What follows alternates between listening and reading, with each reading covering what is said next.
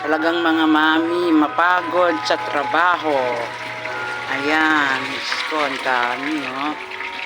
Mga kamami, pagod na pagod ako. Pero okay lang, basta walang sakit, okay lang. Mga mami, basta walang sakit, okay lang. Pag na tayo magreklamo, mami, yan ang katungkulan natin bilang mami. Pag na tayong magreklamo pa, Diyos ko, ako ang dami kong ginagawa, oh. Maglilinis pa ako ng isda nito, mga guys.